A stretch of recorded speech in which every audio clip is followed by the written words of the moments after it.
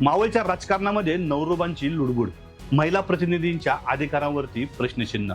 नमस्कार, मी दत्ता माळसकर. महाराष्ट्र लाईव्ह मध्ये आपलं सहर्ष स्वागत. मावळच्या स्थानिक राजकारणात सध्या एक वेगळीच चर्चा सुरू झाली आहे.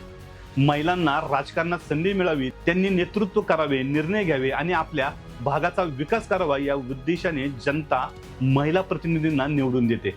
पंचायत समिती असो, जिल्हा परिषद असो किंवा नगरपंचायत असो किंवा नगर परिषद, या सर्वांमध्ये महिला निवडून येतात. पण निर्णय मात्र नवरोबा घेतात का, हा प्रश्न नक्की पडलाय. हा प्रश्न आता मावळच्या जनतेमध्ये उपस्थित होऊ लागला आहे. काही ठिकाणी महिला प्रतिनिधींच्या प्रत्येक राजकीय निर्णयांमध्ये त्यांच्या पतीची भूमिका मोठी असल्याचे चित्र दिसत आहे.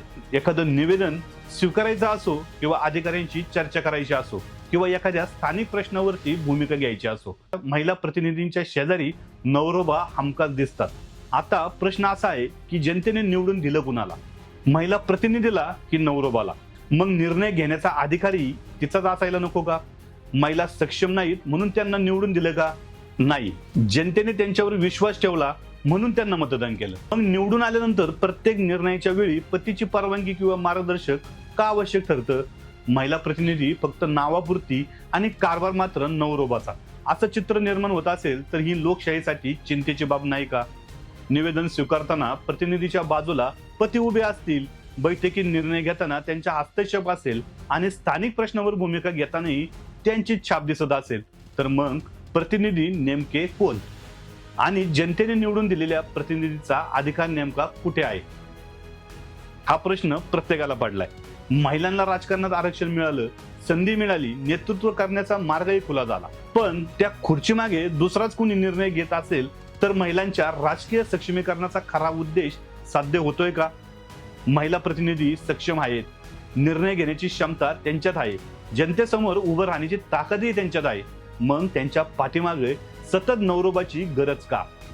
पतीने पत्नीला सहकार्य करणं हे चुकीचं नाही, पण सहकार्य आणि हस्तक्षेप यामध्ये नक्कीच फरक आहे.